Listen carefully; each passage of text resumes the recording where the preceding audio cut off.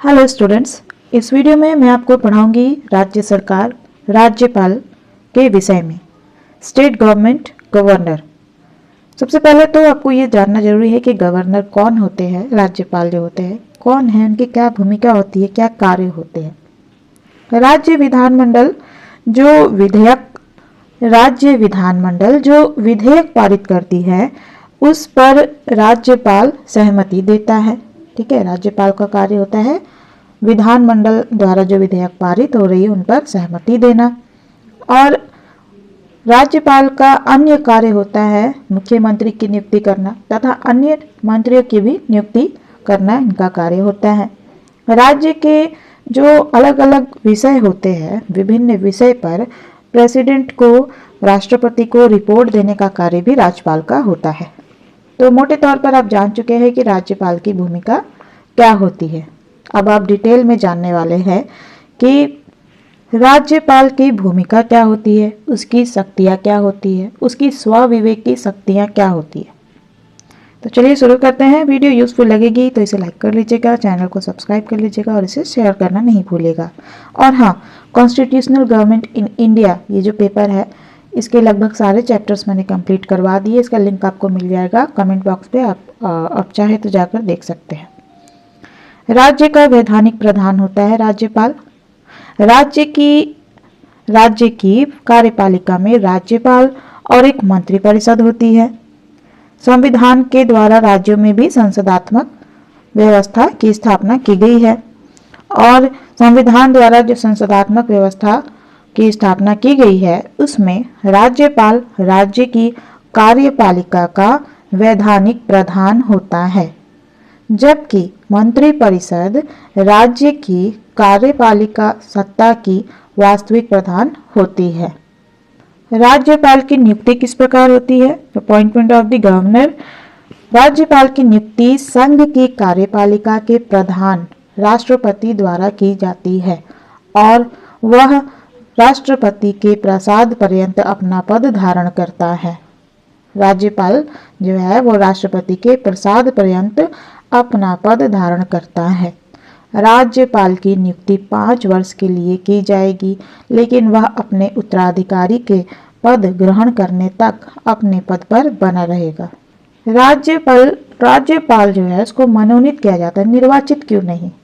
राज्यपाल के संबंध में संविधान सभा की प्रांतीय संविधान समिति ने सुझाव दिया था कि राज्यपाल का सर्वसाधारण जनता के द्वारा वयस्क मताधिकार के आधार पर चुनाव किया जाना चाहिए।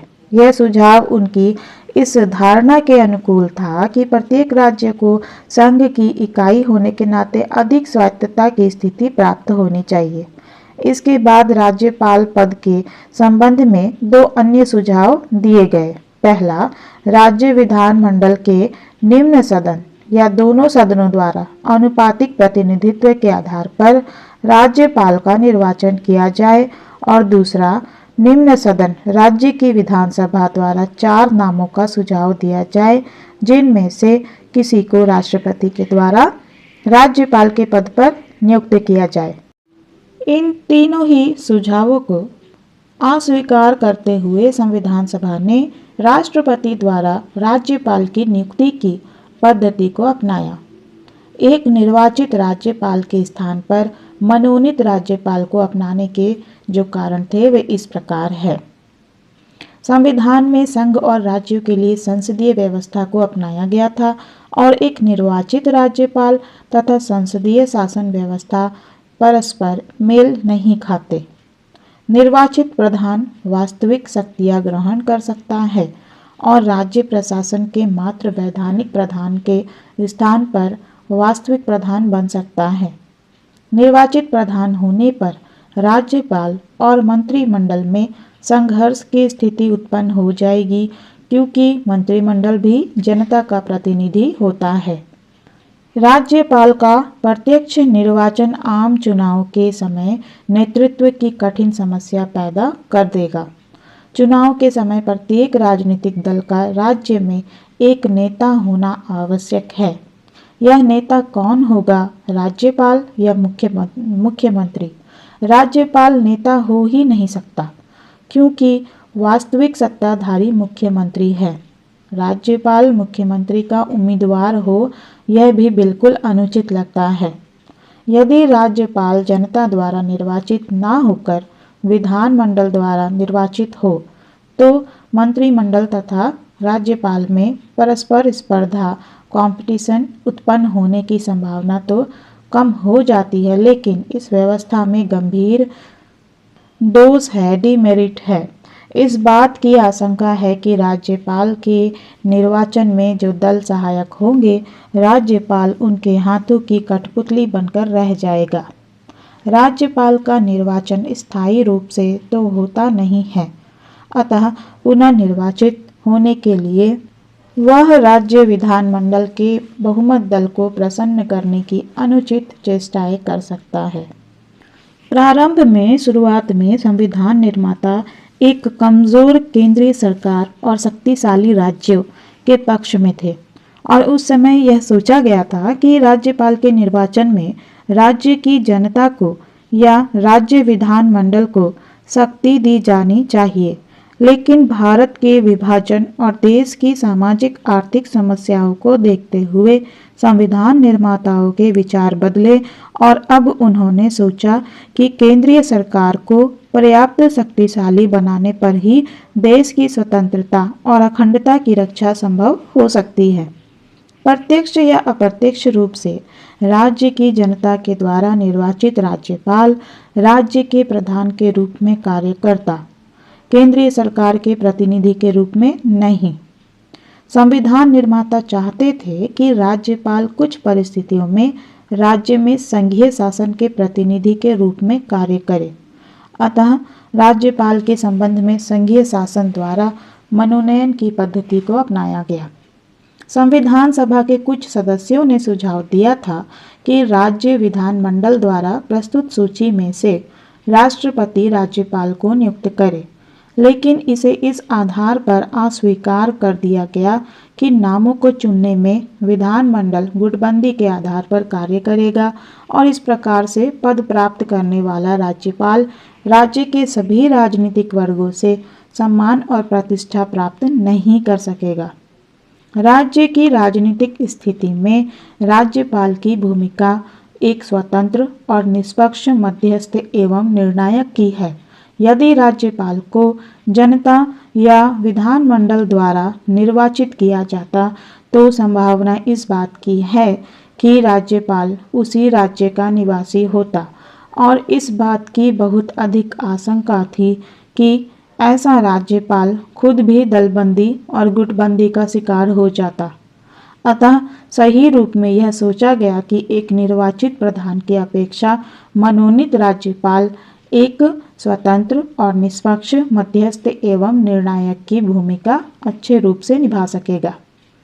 इस प्रकार राज्यपाल की नियुक्ति के संबंध में कनाडा के संविधान का अनुसरण किया गया है, जहां राज्यपाल की नियुक्ति गवर्नर जनरल के द्वारा होती है। अल्लादी कृष्णा स्वामी अय्यर ने इस प्रसंग में संविधान सभा में कहा था कि समरूपता की प्राप्ति के लिए, अच्छे कार्य संचालन के लिए राज्यपाल तथा मंत्री परिषद के सदस्यों के बीच स्वस्थ संबंधों की स्थापना के लिए यही अच्छा है कि हम कनाडा के संविधान के अनुरूप ही व्यवस्था करें। राष्ट्रपति द्वारा राज्यपाल की नियुक्ति की इस पद्धति की आलोचना भी की गई है और इस प्रकार की आलोचना के प्रमुख रूप से दो आधार है। ठीक है, हमारे देश में क्या होता है, राष्ट्रपति जो है राज्यपाल की नियुक्ति करता है। इसकी आलोचना की गई है, दो आधार है उसके। पहला आधार है संविधान के अंतर्गत जिस समय यह व्यवस्था की गई थी उस समय यह सोचा गया था कि राज्यपाल प्रमुख रूप से अपने राज्य के संवैधानिक प्रधान और गौण रूप से राज्य में संघीय सरकार के अभिकर्ता के रूप में कार्य करेगा, किंतु व्यवहार में राज्यपाल ने संघीय सरकार के अभिकर्ता एजेंट के रूप में ही अधिक कार्य किया है। केरल में 1959 ईस्वी में, राजस्थान में 1967 ईस्वी में और 1976 में तमिलनाडु और गुजरात में तथा 1984 में सिक्किम तथा जम्मू कश्मीर राज्य में राज्यपाल के द्वारा जिस प्रकार प्रतिवेदन प्रस्तुत किए गए रिपोर्ट प्रस्तुत किए गए। अगस्त 1984 में आंध्र प्रदेश के राज्यपाल रामलाल द्वारा जिस प्रकार से आचरण किया गया और 2016 में उत्तराखंड तथा अरुणाचल प्रदेश के राज्यपालों ने जिस ढंग से बिना विधानसभाओं में बहुमत की जांच किए राष्ट्रपति शासन की सिफारिश की, उससे यह स्पष्ट हो जाता है कि राज्यपाल मुख्य रूप से अपने आप को केंद्रीय सरकार का प्रतिनिधि मानता है। दूसरा आधार है राष्ट्रपति के द्वारा राज्यपाल की नियुक्ति की जाने की आलोचना का दूसरा आधार है। आलोचकों का यह भी कहना है कि जब केंद्र और राज्यों में अलग अलग राजनीतिक दलों की सरकारें होंगी, उस समय राज्यपाल और मुख्यमंत्री में संघर्ष की स्थिति उत्पन्न हो सकती है। 1967 से 71 के काल में इस प्रकार की स्थिति अनेक राज्यों में देखी गई और 1987 से 89 के वर्षों में आंध्र प्रदेश और केरल में ऐसी ही स्थिति रही। 1992 से 95 के वर्षों में तमिलनाडु के राज्यपाल और मुख्यमंत्री के बीच तथा 1997 से 98 के वर्षों में बिहार के राज्यपाल तथा मुख्यमंत्री के बीच कटुता ने तो शालीनता की सभी सीमाओं को पार कर दिया।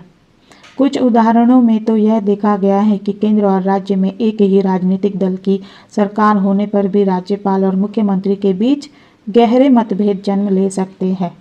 उदाहरण के लिए 1988 में बिहार में राज्यपाल GN सिंह और मुख्यमंत्री भगवत झा आज़ाद के बीच यह स्थिति देखी गई। वर्ष 2016 से 19 में दिल्ली में उपराज्यपाल नजीब जंग और मुख्यमंत्री केजरीवाल के मध्य, पुडुचेरी में उपराज्यपाल किरण बेदी एवं मुख्यमंत्री सामी के मध्य तथा पश्चिम बंगाल में राज्यपाल केसरीनाथ त्रिपाठी एवं मुख्यमंत्री ममता बनर्जी के बीच अनेक मुद्दों पर विवाद देखे गए।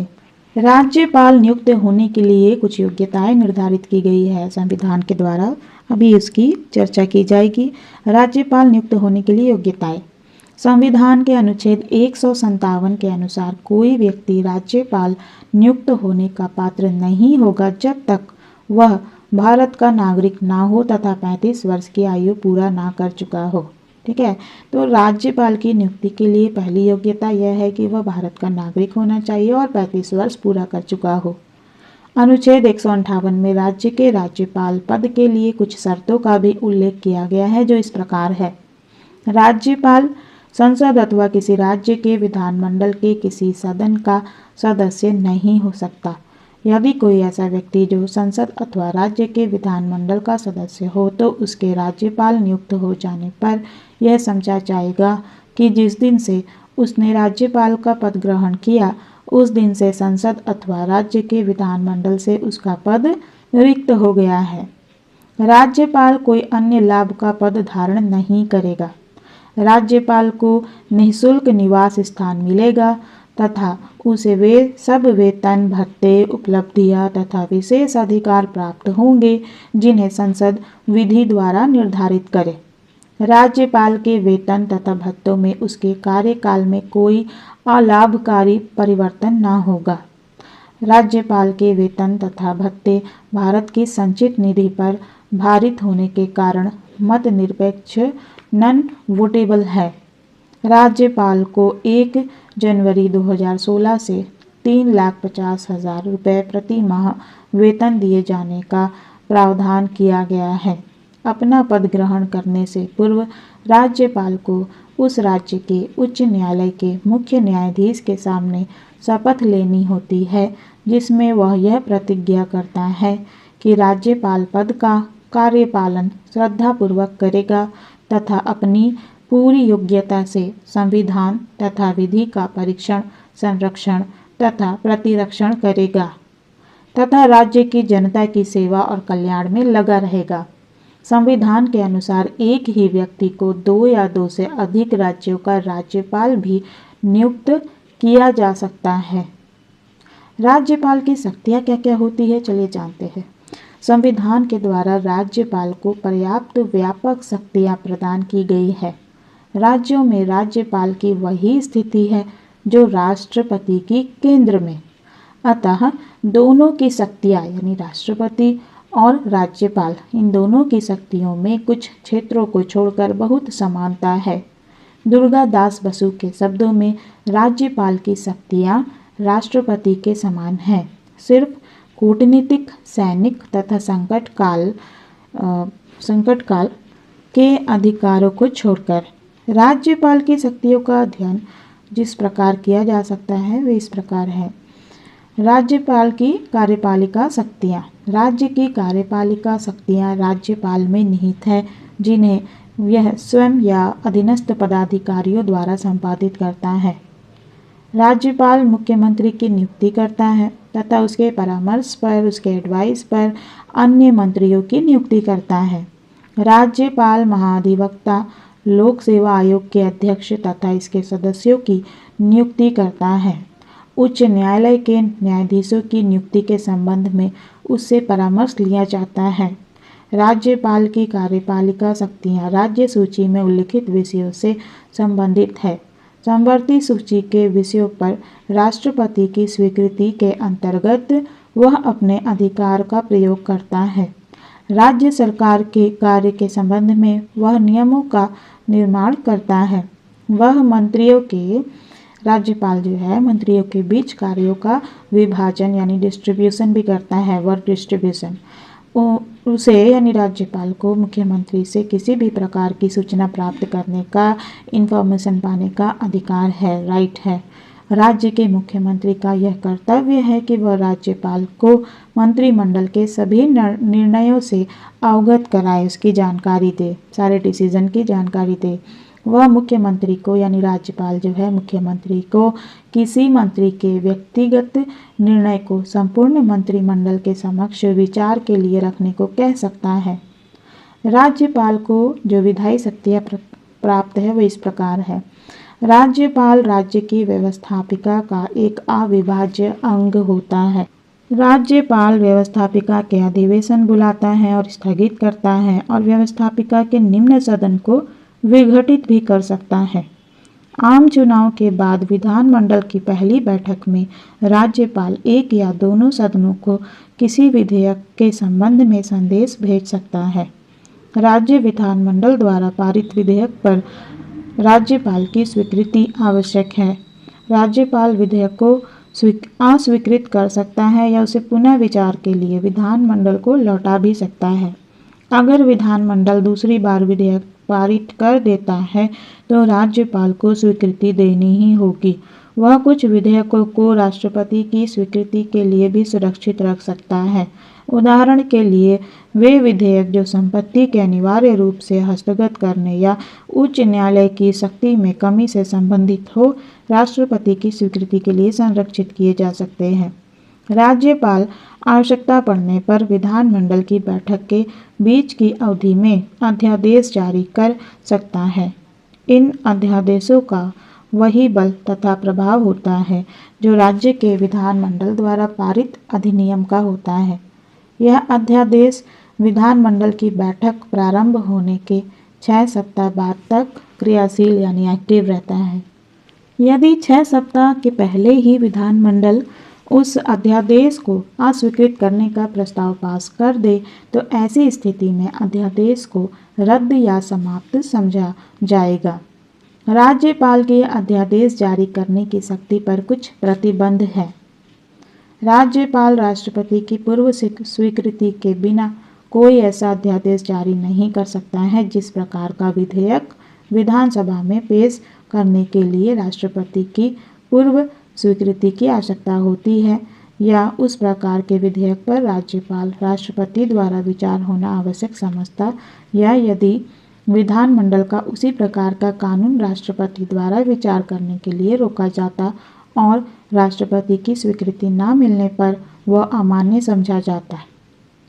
राज्यपाल राज्य विधान परिषद के सदस्यों को ऐसे लोगों में नामजद करता है जिन्हें साहित्य, कला, विज्ञान, सहकारिता, आंदोलन तथा समाज सेवा के क्षेत्र में विशेष तथा व्यवहारिक ज्ञान हो, प्रैक्टिकल नॉलेज हो। अगर वह ऐसा समझे कि विधानसभा में आंग्ल भारतीय समुदाय को उचित प्रतिनिधित्व प्राप्त नहीं हुआ है तो वह इस वर्ग के कुछ सदस्यों को मनोनीत कर सकता है। इस प्रकार राज्यपाल को विधायी क्षेत्र में भी व्यापक शक्तियाँ प्राप्त हैं। राज्यपाल को जो वित्तीय शक्तियाँ प्राप्त है वे इस प्रकार है। वित्तीय शक्तियाँ, राज्यपाल को कुछ वित्तीय शक्तियां भी प्राप्त हैं। राज्य विधानसभा में राज्यपाल की पूर्व स्वीकृति के बिना कोई भी धन विधेयक प्रस्तुत नहीं किया जा सकता है। वह व्यवस्थापिका के समक्ष प्रतिवर्ष बजट प्रस्तुत कराता है तथा उसकी सिफारिश के बिना किसी भी अनुदान की मांग नहीं की जा सकती है।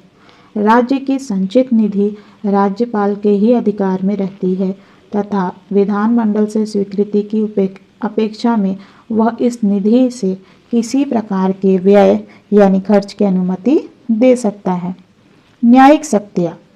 संविधान के अनुच्छेद 161 के अनुसार जिन विषयों पर राज्य की कार्यपालिका शक्ति का विस्तार होता है उन विषयों संबंधी किसी विधि के विरुद्ध अपराध करने वाले व्यक्तियों के दंड को राज्यपाल कम कर सकता है, स्थगित कर सकता है, बदल सकता है तथा क्षमा भी कर सकता है। सर्वोच्च न्यायालय ने 2006 ईस्वी के अपने एक निर्णय आंध्र प्रदेश में सत्तारूढ़ कांग्रेस के कार्यकर्ता गुब्रू वेंकट रेड्डी को क्षमादान देने का मामला में कहा कि राज्यपाल द्वारा क्षमादान के अधिकार का प्रयोग बिना किसी पक्षपात के किया जाना चाहिए तथा क्षमादान याचिका स्वीकार किए जाने के कारण भी स्पष्ट किए जाने चाहिए। ठीक है, यदि क्षमादान दिया जा रहा है तो उसका रीज़न जो है उसको क्लियर करना होगा, कारण जो है उसको स्पष्ट करना होगा। स्पष्टतया न्यायालय इस बात की समीक्षा कर सकता है कि राज्यपाल ने क्षमादान के अधिकार का प्रयोग उचित रूप में किया है अथवा नहीं। विविध शक्तियाँ। इन सब के अतिरिक्त अभी जो मैंने आपको बताया उसके अतिरिक्त उसके अलावा राज्यपाल को अन्य अनेक शक्तियाँ भी प्राप्त हैं। राज्यपाल राज्य लोक सेवा आयोग का वार्षिक प्रतिवेदन और राज्य की आय व्यय के संबंध में महालेखा परीक्षक का प्रतिवेदन प्राप्त करता है और उन्हें विधानमंडल के समक्ष रखता है। राज्यपाल अगर राज्यपाल देखता है कि राज्य का प्रशासन संविधान के अनुसार चलना संभव नहीं है तो वह राष्ट्रपति को राज्य में संवैधानिक यंत्र की विफलता के संबंध में सूचना देता है और उसके रिपोर्ट पर राज्य में राष्ट्रपति शासन लागू होता है। संकटकालीन स्थिति में वह राज्य के अंदर राष्ट्रपति के अभिकर्ता के रूप में कार्य करता है। संविधान के द्वारा किन्हीं राज्यों के राज्यपालों को कुछ विशेष कार्यों के संबंध में स्वविवेकीय शक्तियां भी प्रदान की गई है। असम का राज्यपाल असम की सरकार और इस आदिम क्षेत्र की जिला परिषदों के बीच खानों से होने वाली आय के विभाजन यानी डिस्ट्रीब्यूशन के संबंध में होने वाले विवादों के संबंध में स्वविवेक के अधिकार का प्रयोग करता है। इस प्रकार मेघालय, नागालैंड, त्रिपुरा और अरुणाचल प्रदेश के संबंध में भी राज्यपाल को कुछ विशेष अधिकार दिए गए हैं। राज्यपाल की स्थिति या भूमिका, पोजीशन और रोल ऑफ द गवर्नर। राज्यपाल की स्थिति या भूमिका के संबंध में सामान्य तौर पर दो परस्पर विरोधी दृष्टिकोण प्रचलित रहे हैं। इनमें से पहला दृष्टिकोण में राज्यपाल को राज्य का केवल संवैधानिक अध्यक्ष माना गया है, लेकिन द्वितीय दृष्टिकोण में इस बात पर बल दिया गया है कि राज्य के प्रशासन में राज्यपाल की भूमिका एक संवैधानिक अध्यक्ष की अपेक्षा बहुत अधिक महत्वपूर्ण है। राज्यपाल की स्थिति सही रूप से समझने के लिए इन दोनों ही दृष्टिकोणों का अध्ययन उचित होगा। दोनों दृष्टिकोण यानी राज्यपाल संवैधानिक प्रधान के रूप में और राज्यपाल संवैधानिक अध्यक्ष से अधिक। ठीक है, दोनों का हम लोग विस्तार से अध्ययन करेंगे। राज्यपाल संवैधानिक प्रधान के रूप में, गवर्नर एज कॉन्स्टिट्यूशनल हेड। संविधान द्वारा राज्यों में भी संघीय क्षेत्र के समान संसदीय शासन की व्यवस्था की गई है और संसदीय व्यवस्था में शासन की शक्तियां ऐसी मंत्रिपरिषद में निहित होती है जो व्यवस्थापिका के निम्न सदन के प्रति उत्तरदायी हो। अतः मंत्रिपरिषद राज्य की वास्तविक प्रधान है और राज्यपाल केवल एक संवैधानिक प्रधान। ठीक है, राज्य का वास्तविक प्रधान कौन है? मंत्रिपरिषद। और संवैधानिक प्रधान राज्य का कौन होता है? राज्यपाल। संविधान के अनुच्छेद 163(1) के अनुसार जिन बातों के संबंध में संविधान द्वारा या संविधान के अधीन राज्यपाल से यह अपेक्षा की जाती है कि वह अपने कार्यों को स्वविवेक से करे, उन बातों को छोड़कर राज्यपाल को अपने कार्यों को निर्वहन करने में सहायता और मंत्रणा देने के लिए एक मंत्रिपरिषद होगी।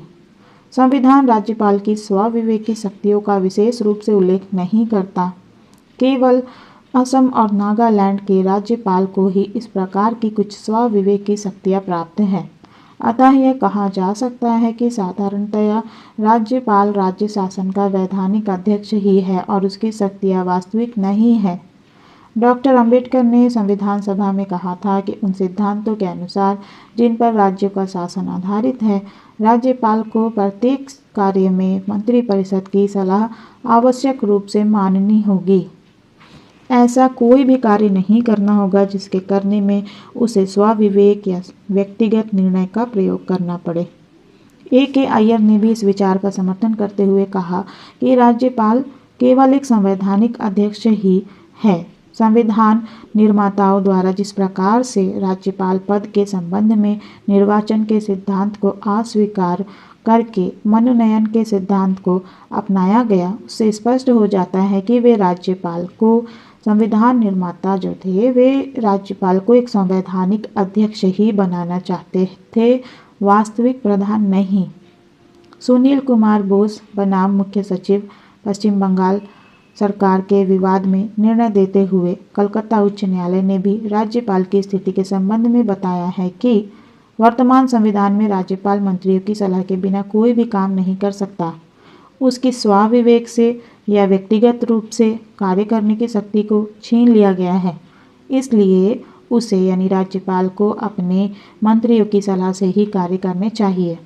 राज्यपाल के पद पर कार्य कर चुके विभिन्न व्यक्तियों ने अपनी स्थिति के विषय में जो कुछ कहा है, उससे भी यह आभास मिलता है कि राज्यपाल एक संवैधानिक अध्यक्ष है जिसे अपने सभी कार्य मंत्रिपरिषद के परामर्श के अनुसार करने होते हैं।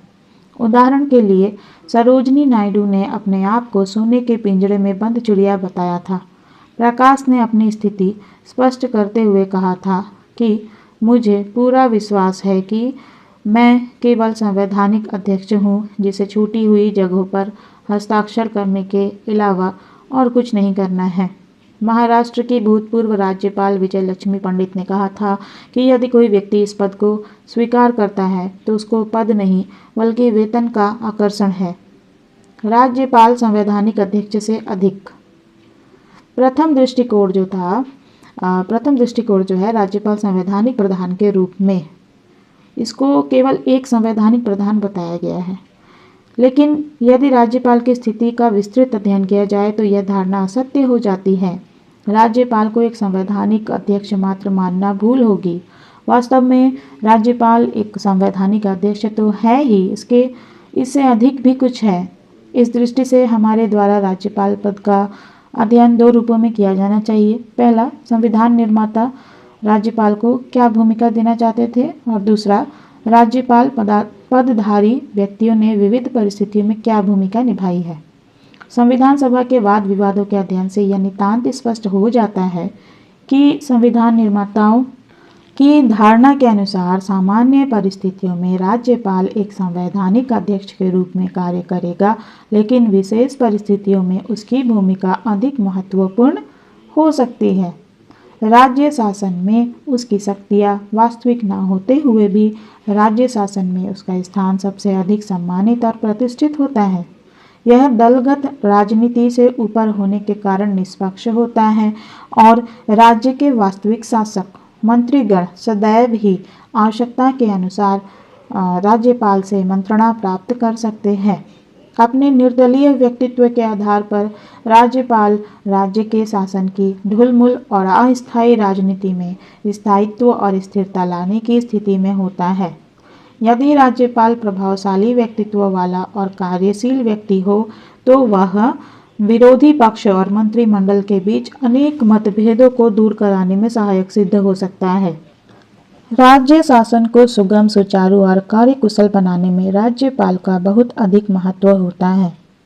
MV पायली के अनुसार राज्यपाल मंत्रिमंडल का सूझबूझ वाला परामर्शदाता है जो राज्य की अशांत राजनीति में शांत वातावरण पैदा कर सकता है।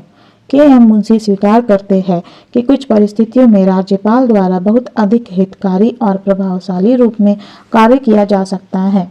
डॉक्टर अंबेडकर भी राज्यपाल के पद का महत्व स्पष्ट करते हुए लिखते हैं कि जबकि राज्यपाल को स्वयं कोई शक्ति प्राप्त न होगी, उसका यह कर्तव्य होगा कि वह महत्वपूर्ण मामलों के संबंध में मंत्रिमंडल को उचित सलाह दे। ऐसा कार्य राज्यपाल किसी दल के प्रतिनिधि के रूप में नहीं बल्कि संपूर्ण जनता के प्रतिनिधि के रूप में करेगा, जिससे कि राज्य में निष्पक्ष, विशुद्ध और कुशल प्रशासन की स्थापना हो। राज्यपाल के इस महत्वपूर्ण कर्तव्य को लक्ष्य करते हुए BG खेर ने संविधान सभा में कहा था, एक अच्छा राज्यपाल बहुत लाभ पहुंचा सकता है और एक बुरा राज्यपाल दुष्टता भी करता है। यद्यपि संविधान में उसको बहुत कम शक्ति दी गई है। राज्यपाल की स्वविवेक की शक्तियाँ। दुर्गादास बसु और MC सीतलवाड़ ने अपनी रचनाओं में राज्यपाल के कुछ स्वविवेकी कार्यों का उल्लेख किया है, जो इस प्रकार है। मुख्यमंत्री की नियुक्ति करना। राज्यपाल का पहला कार्य मुख्यमंत्री की नियुक्ति करना है। यदि राज्य की विधानसभा में किसी एक राजनीतिक दल को स्पष्ट बहुमत प्राप्त है और बहुमत वाले राजनीतिक दल ने अपना नेता चुन लिया है, तो राज्यपाल के लिए यह जरूरी हो जाता है कि वह उसी व्यक्ति को मुख्यमंत्री पद पर नियुक्त करे। लेकिन यदि राज्य की विधानसभा में दलीय स्थिति स्पष्ट नहीं है या बहुमत वाले दल में नेता पद के लिए एक से अधिक दावेदार है, तो इस संबंध में राज्यपाल स्वविवेक का प्रयोग कर सकता है। ऐसी स्थिति में स्वयं राज्यपाल के द्वारा ही निर्णय किया जाएगा कि किस व्यक्ति के नेतृत्व में स्थायी सरकार का गठन हो सकता है। व्यवहार के अंतर्गत भी कुछ परिस्थितियां आई हैं जबकि राज्यपाल ने स्वविवेक से मुख्यमंत्री को नियुक्त किया। 1952 में C राजगोपालाचारी मद्रास राज्य विधानमंडल के सदस्य भी नहीं थे और न ही कांग्रेस दल को विधानसभा में बहुमत प्राप्त था, लेकिन फिर भी राज्यपाल श्री प्रकाश ने T प्रकाशम को बहुमत प्राप्त होने के दावे की अवहेलना करते हुए C राजगोपालाचार्य को मुख्यमंत्री पद ग्रहण करने के लिए आमंत्रित किया। 1957 में उड़ीसा में हरे कृष्ण मेहताब तथा 1963 में उड़ीसा तथा केरल के मुख्यमंत्रियों की जिस प्रकार से नियुक्तियां की गई, वह भी राज्यपाल द्वारा स्वविवेक से किया गया कार्य ही था। चौथे आम चुनाव के बाद तो इस संबंध में राज्यपाल द्वारा स्वविवेक का प्रयोग किए जाने के अवसर और अधिक आए। पंजाब में 1970 में गुरनाम सिंह का दावा अस्वीकार कर प्रकाश सिंह बादल को मुख्यमंत्री नियुक्त किया गया। 1969 में उत्तर प्रदेश में सत्ता कांग्रेस द्वारा समर्थित भारतीय क्रांति दल के नेता चरण सिंह और विरोधी दलों के नेता गिरधारी लाल ने मुख्यमंत्री पद के लिए दावा प्रस्तुत किया, लेकिन राज्यपाल ने गिरधारी लाल के दावे को अस्वीकार कर चरण सिंह को मुख्यमंत्री बनाया। 1 मार्च 1973 को श्रीमती सतपथी के बाद राज्यपाल ने प्रगति दल के नेता बीजू पटनायक को सरकार बनाने का अवसर नहीं दिया, यद्यपि श्री पटनायक बहुमत का दावा कर रहे थे। इसी प्रकार 1977 में जम्मू कश्मीर के मुख्यमंत्री शेख अब्दुल्ला के त्यागपत्र के बाद कांग्रेस विधानमंडल दल के नेता को सरकार बनाने का अवसर नहीं दिया गया, यद्यपि कांग्रेस दल को जम्मू कश्मीर विधानसभा में स्पष्ट बहुमत प्राप्त था और कांग्रेस विधानमंडल दल के नेता द्वारा स्थायी सरकार देने की क्षमता का दावा भी किया जा रहा था।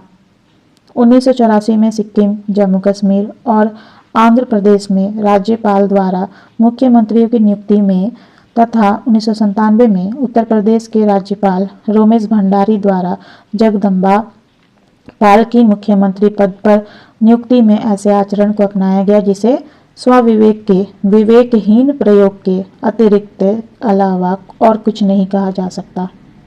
फरवरी 2005 में गोवा के राज्यपाल जमीर के आचरण ने विवाद को जन्म दिया और मार्च 2005 में झारखंड के राज्यपाल सैयद सिफ्ते रजी के आचरण ने सर्वोच्च न्यायालय को राज्य के संवैधानिक विवाद में हस्तक्षेप करने के लिए बाध्य कर दिया। मंत्रिमंडल को भंग करना। राज्यपाल को यह भी स्वविवेक शक्ति प्राप्त है कि राज्यपाल मंत्रिमंडल को अपदस्थ कर राष्ट्रपति से सिफारिश करे कि संबंधित राज्य में राष्ट्रपति शासन लागू कर दिया जाए। राज्यपाल के द्वारा प्रमुखतया जिन परिस्थितियों में मंत्रिमंडल को अपदस्थ किया जा सकता है वे इस प्रकार है। यदि राज्यपाल को विश्वास हो जाए कि मंत्रिमंडल का विधानसभा में बहुमत समाप्त हो गया है तो राज्यपाल मुख्यमंत्री को त्यागपत्र देने या विधानसभा का अधिवेशन बुलाकर अपना बहुमत प्रमाणित करने के लिए कह सकता है। ऐसी स्थिति में यदि मुख्यमंत्री अधिवेशन बुलाने के लिए तैयार न हो तो राज्यपाल मंत्रिमंडल को पदच्युत कर सकता है।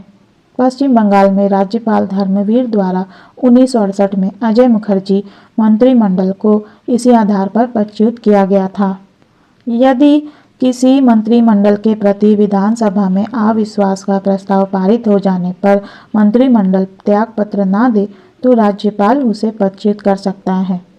यदि मंत्रिमंडल संविधान के अनुसार कार्य न कर रहा हो या उसकी नीतियों से राज्य या देश को खतरा हो या उसके द्वारा केंद्र और राज्य में संघर्ष की स्थिति को जन्म दिया जा रहा हो तब भी मंत्रिमंडल को पदच्युत किया जा सकता है। जनवरी 1976 में तमिलनाडु मंत्रिमंडल को इसी आधार पर पदच्युत किया गया था। यदि स्वतंत्र ट्रिब्यूनल द्वारा मुख्यमंत्री को भ्रष्टाचार के आरोप में दोषी घोषित किया गया हो तो राज्यपाल उसे पदच्युत कर सकता है। इन सब के अतिरिक्त इन सब के अलावा उत्तर प्रदेश के चरण सिंह मंत्रिमंडल को तो 1970 में इस आधार पर पदच्युत कर दिया गया कि शासन में भागीदार बड़े दल सत्ता कांग्रेस ने उसे समर्थन देना बंद कर दिया है। विधानसभा का अधिवेशन बुलाना, यह भी राज्यपाल की स्वाविवेक शक्तियां हैं। सामान्य रूप से राज्यपाल मुख्यमंत्री के परामर्श पर विधानसभा का अधिवेशन बुलाता है, लेकिन असाधारण परिस्थितियों में राज्यपाल स्वविवेक से भी विधानसभा का अधिवेशन बुला सकता है। यदि राज्यपाल के अनुसार कुछ ऐसे महत्वपूर्ण मामले हैं जिन पर तुरंत विचार किया जाना चाहिए तो अनुच्छेद 174 के अंतर्गत वह विधानसभा के अधिवेशन की कोई भी तिथि निश्चित कर सकता है। इस संबंध में वह मुख्यमंत्री के परामर्श को मानने के लिए बाध्य नहीं है, चाहे मुख्यमंत्री को विधानसभा के बहुमत का समर्थन प्राप्त हो। संथानम और अन्य कुछ विद्वानों के द्वारा ऐसा ही विचार व्यक्त किया गया है। इसके अलावा यदि राज्यपाल को मुख्यमंत्री के बहुमत में संदेह हो जाए तो वह मुख्यमंत्री से शीघ्र अधिवेशन बुलाने के लिए कह सकता है और मुख्यमंत्री द्वारा उसके परामर्श को स्वीकार न किए जाने पर वह स्वयं अधिवेशन बुला सकता है। डॉक्टर LM सिंघवी के अनुसार मंत्रिमंडल के बहुमत की जांच करना वह अपना ऐसा स्वाविवेकीय अधिकार समझ सकता है जिसके लिए वह मंत्रिमंडल के परामर्श के विरुद्ध भी अपनी इच्छा अनुसार विधानसभा का अधिवेशन बुला सकता है। विधानसभा को भंग करना, उत्तरदायी शासन की धारणा के अनुसार सामान्यतः यह माना जाता है कि विधानसभा को भंग करने का कार्य राज्यपाल उसी समय करेगा जबकि मुख्यमंत्री उन्हें ऐसा करने के लिए परामर्श दे। लेकिन विशेष परिस्थितियों में राज्यपाल विधानसभा भंग करने के संबंध में मुख्यमंत्री के परामर्श को मानने से इनकार कर सकता है या मुख्यमंत्री के परामर्श के बिना ही विधानसभा भंग कर सकता है। ऐसे उदाहरण हैं जिनमें इस संबंध में राज्यपाल ने अपने ही विवेक से कार्य किया। 1953 में ट्रावनकोर कोचीन में पराजित मंत्रिमंडल ने राज्यपाल को विधानसभा भंग करने की सलाह दी जिसे उसने स्वीकार कर लिया। 1984 में जम्मू कश्मीर के राज्यपाल जगमोहन द्वारा फारूक अब्दुल्ला मंत्रिमंडल की विधानसभा भंग करने की सिफारिश को स्वीकार नहीं किया गया। 1976 में तमिलनाडु के राज्यपाल द्वारा मुख्यमंत्री के परामर्श के बिना ही विधानसभा को भंग किया गया था। न्यायाधीश सूरज प्रसाद और विधान शास्त्री के संथानम का विचार है कि विधानसभा को भंग करने के संबंध में राज्यपाल स्वाविवेक से कार्य कर सकता है। मुख्यमंत्री के विरुद्ध मुकदमा दायर करने की अनुमति देना, राज्यपाल जो है मुख्यमंत्री के विरुद्ध मुकदमा दायर करने की अनुमति दे सकता है और यह उसकी स्वविवेक की शक्ति के भीतर आती है। संवैधानिक व्यवस्था यह है कि राज्यपाल की अनुमति के बिना किसी भी पक्ष द्वारा मुख्यमंत्री के विरुद्ध मुकदमा दायर नहीं किया जा सकता। 1995 के जयललिता प्रकरण से स्पष्ट हो गया है कि जब कोई पक्ष भ्रष्टाचार या किन्हीं आरोपों के आधार पर मुख्यमंत्री के विरुद्ध मुकदमा दायर करने के लिए राज्यपाल से अनुमति मांगता है, तब इस संबंध में वह अपने ही विवेक के आधार पर निर्णय करेगा, अर्थात वह स्व विवेक के आधार पर मुकदमा दायर करने की अनुमति दे सकता है। वर्तमान समय में जब हर किसी मुख्यमंत्री के विरुद्ध भ्रष्टाचार के आरोप है, तब राज्यपाल की यह शक्ति व्यवहारिक राजनीति में बहुत अधिक महत्व प्राप्त कर लेती है। राज्यपाल द्वारा स्वविवेक के आधार पर किए गए इस कार्य को उच्च न्यायालय या सर्वोच्च न्यायालय में चुनौती अवश्य ही दी जा सकती है। नवंबर 2004 में सर्वोच्च न्यायालय की 5 सदस्यीय पीठ ने अपने एक निर्णय में कहा है कि राज्य का राज्यपाल अपने ही विवेक के आधार पर राज्य मंत्री परिषद की सहायता और परामर्श के बिना किसी मंत्री के विरुद्ध मुकदमा चलाने की अनुमति प्रदान कर सकता है। इसके अलावा भी राज्यपाल के द्वारा स्वविवेक से कुछ कार्य किए जा सकते हैं। राज्यपाल मुख्यमंत्री से किसी विषय में सूचना मांग सकता है। राज्यपाल मुख्यमंत्री से कह सकता है कि वह किसी ऐसे मामले को जिस पर किसी मंत्री ने अकेले निर्णय लिया हो, समस्त मंत्री परिषद के सामने रखे। विधानमंडल द्वारा पारित विधेयक राज्यपाल पुनः विचार के लिए वापस भेज सकता है या राष्ट्रपति के पास विचार के लिए भेज सकता है। 1957 में केरल के राज्यपाल द्वारा केरल शिक्षा विधेयक राष्ट्रपति के पास स्वीकृति के लिए भेजा गया था और इस संबंध में मुख्यमंत्री से कोई परामर्श नहीं लिया गया था। इन सब बातों से यह नितांत स्पष्ट है कि यद्यपि राज्यपाल को राज्य की कार्यपालिका का वास्तविक प्रधान नहीं कहा जा सकता, लेकिन इसके साथ ही वह केवल नाम मात्र का अध्यक्ष नहीं है। वह एक ऐसा अधिकारी है जो राज्य के शासन में महत्वपूर्ण रूप से भाग ले सकता है। राज्यपाल केंद्रीय सरकार के प्रतिनिधि के रूप में governor as agent of the central government. भारतीय संविधान के अंतर्गत राज्यपाल की दोहरी भूमिका है। पहला, वो राज्य का प्रधान है और दूसरा, वह भारत में संघीय सरकार का अभिकर्ता या प्रतिनिधि है। संविधान निर्माता भारत में एक ऐसी संघीय व्यवस्था स्थापित करना चाहते थे जिसमें सहयोगी संघवाद, कोऑपरेटिव फेडरलिज्म की धारणा के आधार पर केंद्र और राज्य में सद्भावनापूर्ण संबंध स्थापित हो सके और प्रशासनिक एकरूपता तथा राष्ट्रीय एकता के लक्ष्य को प्राप्त किया जा सके, और उसके द्वारा राज्यपाल के पद की व्यवस्था इस लक्ष्य की पूर्ति के एक साधन के रूप में की गई है। के.एम. मुंशी ने विधानसभा में कहा था, राज्यपाल संवैधानिक औचित्य का प्रहरी और वह कड़ी है जो राज्य को केंद्र के साथ जोड़ते हुए भारत की एकता के लक्ष्य को प्राप्त करती है। राज्यपाल की नियुक्ति के लिए जिस पद्धति को अपनाया गया है वह भी इस बात को स्पष्ट करती है कि राज्यपाल की राज्य में केंद्रीय शासन के प्रतिनिधि के रूप में ही महत्वपूर्ण भूमिका है। केंद्रीय सरकार के प्रतिनिधि के रूप में राज्यपाल के द्वारा जो कार्य किए जाते हैं वे इस प्रकार है। राज्यपाल केंद्रीय सरकार के प्रतिनिधि के रूप में कार्य करती है। भारतीय संविधान के अंतर्गत केंद्रीय सरकार और राज्य सरकार के बीच सद्भावनापूर्ण संबंध स्थापित करने की आवश्यकता पर बल दिया गया है और अनुच्छेद 256 तथा 257 में कहा गया है कि इस दृष्टि से केंद्रीय सरकार राज्यों की कार्यपालिकाओं को आवश्यक निर्देश दे सकती है। केंद्रीय सरकार द्वारा राज्य सरकारों को राष्ट्रीय महत्व की सड़कों तथा संचार साधनों की रक्षा का भार सौंपा जा सकता है और अनुच्छेद 258 के अंतर्गत केंद्र सरकार अपने कुछ प्रशासनिक कार्य भी राज्य सरकार को हस्तांतरित कर सकती है। केंद्रीय सरकार के द्वारा राज्य सरकारों को इस प्रकार के निर्देश आदेश राज्यपाल के माध्यम से ही दिए जाते हैं और राज्यपाल का यह कर्तव्य है कि वह यह देखे कि राज्य सरकार इन निर्देशों आदेशों का पालन कर रही है अथवा नहीं। यदि राज्य का मंत्रिमंडल राज्यपाल को राष्ट्रपति के निर्देशों के विरुद्ध कार्य करने की सलाह देता है तो वह इस प्रकार की सलाह को अस्वीकार कर सकता है और राज्य सरकार को राष्ट्रपति के निर्देश मानने के लिए बाध्य कर सकता है। यदि राज्य मंत्रिमंडल केंद्र सरकार के निर्देश के अनुसार कार्य नहीं करता है तो राज्यपाल मंत्रिमंडल को चेतावनी दे सकता है तथा इसे संविधान के विरुद्ध कार्य मानकर अनुच्छेद 356 के अंतर्गत राष्ट्रपति को संवैधानिक संकट की रिपोर्ट दे सकता है। जब कभी केंद्रीय सरकार द्वारा राष्ट्रीय दृष्टि से महत्वपूर्ण किसी कार्यक्रम को अपनाया जाता है तो राज्यपाल पर यह भार आ जाता है कि वह यह देखे कि राज्य सरकार इस कार्यक्रम को पूरा करने की दिशा में आगे बढ़ रही है अथवा नहीं। केंद्रीय सरकार के प्रतिनिधि के रूप में राज्यपाल का एक महत्वपूर्ण कार्य राज्य के संबंध में समय समय पर राष्ट्रपति को रिपोर्ट भेजना है, जिसमें उसके द्वारा अपनी ओर से सुझाव भी दिए जाते हैं।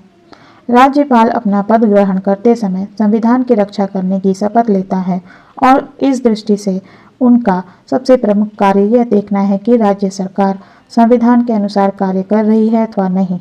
यदि राज्य में संविधान के अनुसार कार्य नहीं हो रहा है तो राज्यपाल इस संबंध में राष्ट्रपति को रिपोर्ट देता है और इस प्रकार की रिपोर्ट के आधार पर राज्य में राष्ट्रपति शासन लागू किया जा सकता है।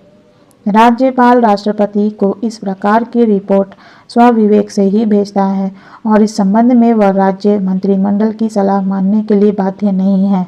राज्य में राष्ट्रपति शासन लागू होने पर राष्ट्रपति राज्यपाल को जो भी प्रशासनिक, विधायी और वित्तीय कार्य सौंपे, राज्यपाल उन सब को पूरा करता है और केंद्रीय सरकार के प्रतिनिधि के रूप में राज्य के शासन का संचालन करता है। अनुच्छेद 200 के अनुसार राज्य विधानमंडल द्वारा पास किए गए किसी विधेयक को राज्यपाल राष्ट्रपति की स्वीकृति के लिए सुरक्षित रख सकता है। उदाहरण के लिए संपत्ति के अनिवार्य अधिग्रहण या उच्च न्यायालय की शक्तियों को कम करने से संबंधित विधेयक राज्यपाल के द्वारा राष्ट्रपति की स्वीकृति के लिए सुरक्षित रखे जाएंगे। राज्यपाल इस संबंध में स्वविवेक से ही कार्य करता है।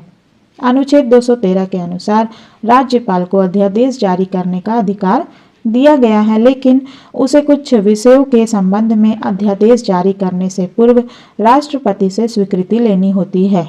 इन सब के अलावा राज्यपाल केंद्रीय सरकार के प्रतिनिधि के रूप में वह यह देखता है कि राज्य सरकार संकीर्ण प्रांतीयतावाद को ना अपनाकर समस्त संघ के हितों को ध्यान में रखे। 19-20 मार्च 1976 के राज्यपाल सम्मेलन में तत्कालीन प्रधानमंत्री श्रीमती गांधी ने कहा था, संकीर्ण प्रांतीयतावाद पर विजय प्राप्त करने में राज्यपाल की भूमिका बहुत महत्वपूर्ण है। संविधान निर्माताओं के द्वारा तो संभवतया यह सोचा गया था कि राज्यपाल की प्रथम भूमिका राज्य के संवैधानिक अध्यक्ष के रूप में तथा द्वितीय भूमिका राज्य में केंद्रीय शासन के प्रतिनिधि के रूप में होगी, लेकिन व्यवहार के अंतर्गत अनेक बार राज्यपाल की यह द्वितीय भूमिका कि राज्यपाल केंद्रीय शासन के प्रतिनिधि के रूप में कार्य करता है अधिक महत्वपूर्ण हो जाती है।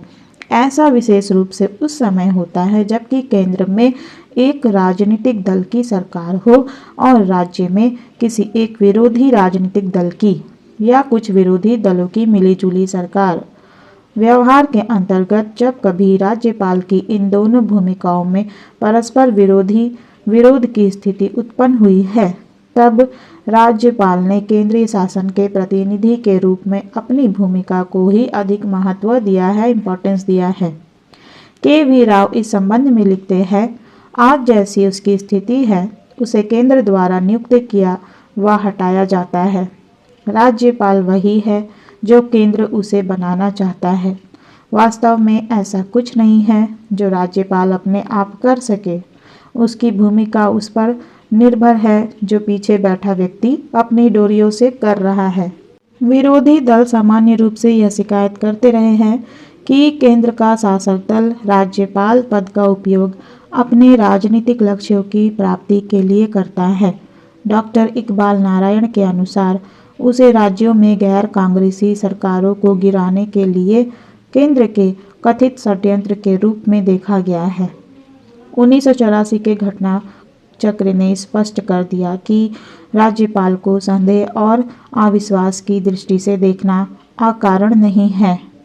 सर्वप्रथम सिक्किम के राज्यपाल तलियार खां द्वारा नर बहादुर भंडारी को मुख्यमंत्री पद से हटाकर बीबी गरुंग को मुख्यमंत्री बनाया गया, जो मात्र 13 दिन तक इस पद पर कार्य कर सके।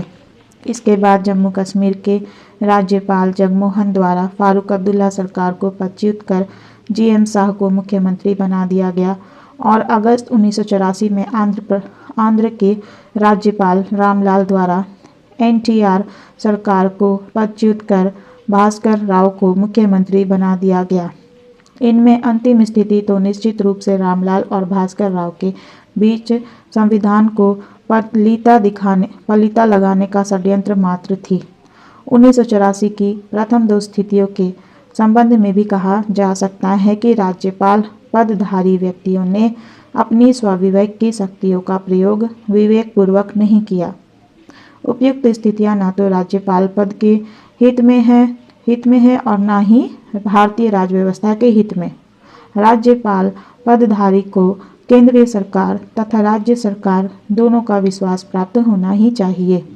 आवश्यकता इस बात की है कि राज्यपाल की केंद्र सरकार के प्रतिनिधि के रूप में भूमिका और राज्य के संवैधानिक अध्यक्ष के रूप में भूमिका में सामंजस्य स्थापित किया जाए। राज्यपाल पद से संबंधित समस्त व्यवस्था पर पुनः विचार की आवश्यकता। यह तथ्य है कि भारतीय संविधान के द्वारा स्थापित राजनीतिक व्यवस्था के अंतर्गत यदि किसी पद की गरिमा को सर्वाधिक आघात पहुंचा है तो वह निश्चित रूप से राज्यपाल पद ही है। इंदर मल्होत्रा के शब्दों में जनसाधारण की बात को छोड़ दिया जाए, स्वयं राज्यपाल पदधारी भी अपने इस पद को सम्मान की दृष्टि से नहीं देखते हैं। राज्यपाल पद के इस भारी अवमूल्यन के लिए कोई एक पक्ष नहीं बल्कि सभी पक्ष दोषी है। केंद्र में कांग्रेस, इंदिरा कांग्रेस, जनता पार्टी, राष्ट्रीय मोर्चे या जनता दल सा, संयुक्त मोर्चे या भाजपा के नेतृत्व में मिलीजुली सरकार जिस किसी राजनीतिक दल की सरकार रही, उसने न केवल दलीय हितों के आधार पर राज्यपाल पद पर नियुक्ति की बल्कि राज्यपालों के स्थानांतरण, ट्रांसफर और पदच्युति का अत्यधिक अशोभनीय मार्ग भी अपनाया। इस पृष्ठभूमि में इस मांग को जन्म मिला कि राज्यपाल पद को समाप्त कर दिया जाना चाहिए। संविधान द्वारा राज्य स्तर पर भी संसदीय व्यवस्था की स्थापना की गई है। इस नाते राज्यपाल पद को समाप्त तो नहीं किया जा सकता, लेकिन राज्य स्तर पर संसदीय व्यवस्था के सुचारू संचालन तथा केंद्र राज्य संबंधों को स्वस्थ स्थिति में बनाए रखने के लिए राज्यपाल पद पर नियुक्ति और पदधारी के आचरण के संबंध में कुछ निश्चित परंपराओं को अपनाया जाना नितांत आवश्यक है। यदि समय रहते ऐसा नहीं किया गया तो समस्त राजनीतिक व्यवस्था को भारी आघात पहुंचने की आशंका है। राज्यपाल पद से संबंधित समस्त स्थिति पर विचार करते हुए इस संबंध में कुछ सुझाव प्रमुख रूप से दिए जा सकते हैं। सर्वप्रथम, राज्यपाल पद पर सर्वमान्य योग्यता और प्रतिष्ठा के व्यक्तियों को ही नियुक्त किया जाना चाहिए। V.M. तारकुंडे के शब्दों में इस पद पर महिमावान व्यक्तियों को ही नियुक्त किया जाना चाहिए। अब तक सामान्यतया यह देखा गया है कि जिस किसी व्यक्ति को सक्रिय राजनीति से अलग करना हो, एक्टिव पॉलिटिक्स से अलग करना हो, उसे राज्यपाल पद पर नियुक्त कर दिया जाता है। उसका राजनीतिक जीवन चाहे प्रतिष्ठापूर्ण रहा हो, चाहे विवादपूर्ण और कलुषित। यह स्थिति राज्यपाल पद और समस्त राजनीतिक व्यवस्था के हित में नहीं है। आज की परिस्थिति में यह कहना तो उचित नहीं होगा कि राजनीतिज्ञ को राज्यपाल पद पर नियुक्त नहीं किया जाना चाहिए, लेकिन यह अवश्य ही कहा जा सकता है कि केवल ऐसे ही व्यक्तियों को राज्यपाल पद पर नियुक्त किया जाना चाहिए जिन्होंने राजनीति, प्रशासन, शिक्षा, समाज सेवा या अन्य किसी क्षेत्र में कार्य करते हुए सभी पक्षों से सम्मान प्राप्त किया हो और जो दलीय राजनीति से ऊपर उठकर परिस्थितियों का आकलन करने तथा स्वतंत्र निर्णय लेने की क्षमता रखते हो। सरकारिया आयोग ने भी अपनी रिपोर्ट में इसी आशय की सिफारिश की है। द्वितीय, अभी हाल ही के वर्षों में अनेक राज्यों में राज्यपाल और मुख्यमंत्री पदधारी के ही बीच संदेह, अविश्वास, मतभेद और तनाव की स्थिति देखी गई है। इस प्रकार की स्थिति उत्पन्न न हो, इसके लिए प्रयत्न किया जाना आवश्यक है। इस प्रसंग में सरकारिया आयोग का सुझाव है कि संविधान के अनुच्छेद 155 में संशोधन कर राज्यपाल की नियुक्ति के बारे में संबंधित राज्य के मुख्यमंत्री के साथ विचार विमर्श की व्यवस्था को अनिवार्य कर दिया जाना चाहिए। तृतीय, प्रशासनिक सुधार आयोग ने अपनी रिपोर्ट में सुझाव दिया था कि किसी व्यक्ति को केवल एक ही बार राज्यपाल पद पर नियुक्त किया जाना चाहिए। कुछ उदाहरणों में देखा गया है कि राज्यपाल पदधारी व्यक्ति दूसरा कार्यकाल प्राप्त करने की इच्छा रखने के कारण केंद्र के अनुचित निर्देशों के सम्मुख समर्पण कर देता है। अतः राज्यपाल पद पर एक ही बार नियुक्ति की परंपरा को अपनाने पर इस पद की विकृति पर अंकुश लगाया जा सकेगा। चतुर्थ, दिसंबर 1970 में नियुक्त भगवान सहाय समिति ने अपनी सिफारिशों में कहा था कि किसी मंत्रिमंडल को बहुमत का विश्वास प्राप्त है अथवा नहीं, इस बात का निर्णय राजभवन में नहीं बल्कि विधानसभा में ही किया जाना चाहिए। इस सिफारिश का पालन अति आवश्यक है। यदि राज्यपाल को मुख्यमंत्री के बहुमत विश्वास में संदेह है तो राज्यपाल मुख्यमंत्री को विधानसभा का अधिवेशन शीघ्र अतिशीघ्र यानी जल्द से जल्द बुलाने के लिए परामर्श, विशेष परिस्थितियों में इस प्रकार का आदेश भी दे सकता है। और राज्य मंत्रिमंडल को तभी पदच्युत किया जा सकता है जबकि मुख्यमंत्री इस संबंध में राज्यपाल के परामर्श को अस्वीकार करे। अगस्त 1984 में आंध्र प्रदेश के मुख्यमंत्री एन.टी. रामाराव 3 दिन के भीतर विधानसभा का अधिवेशन बुलाकर अपने बहुमत का परिचय देने के लिए तैयार थे। तब राज्यपाल द्वारा उन्हें इसका अवसर न देते हुए रामाराव मंत्रिमंडल को अपदस्थ करने का कोई औचित्य नहीं था। यह खतरनाक मिसाल, डेंजरस प्रेसिडेंट है और भविष्य में कभी ऐसी स्थिति को नहीं अपनाया जाना चाहिए। पंचम, जब कभी विधानसभा में दलीय स्थिति स्पष्ट न हो और मुख्यमंत्री पद के लिए एक से अधिक दावेदार हो, तब मुख्यमंत्री के चयन और मनोनयन में राज्यपाल पदधारी को अपने विवेक का प्रयोग करना होगा। लेकिन ऐसी प्रत्येक स्थिति में अनिवार्य रूप से इस परंपरा को अपनाया जाना चाहिए कि मनोनीत मुख्यमंत्री 3 दिन के भीतर विधानसभा का अधिवेशन बुलाकर अपने बहुमत को प्रमाणित करे। बहुमत का परिचय देने के लिए मुख्यमंत्री को इससे अधिक समय देना उसे मोल भाव का अवसर देना है और यह स्थिति राजनीतिक तनाव, विवाद तथा उत्पातों को ही जन्म देती है। षष्ठम, अभी हाल ही के वर्षों में ऐसी स्थितियां बनी हैं जिनमें केंद्रीय सरकार द्वारा राज्यपाल की पदच्युति और मनमाने तौर पर राज्यपाल पदाधिकारियों के एक राज्य से दूसरे राज्य में स्थानांतरण का मार्ग अपनाया गया, ट्रांसफर का रास्ता अपनाया गया। ये स्थितियां राज्यपाल पद की गरिमा को आघात पहुंचाने और केंद्र राज्य संबंधों में नए विवादों को जन्म देने का कारण बनती है। केंद्रीय सरकार द्वारा राज्यपाल पद के संबंध में मर्यादित आचरण की स्थिति को अपनाते हुए राज्यपाल पद को यथासंभव सभी राजनीतिक विवादों से दूर रखने की चेष्टा की जानी चाहिए।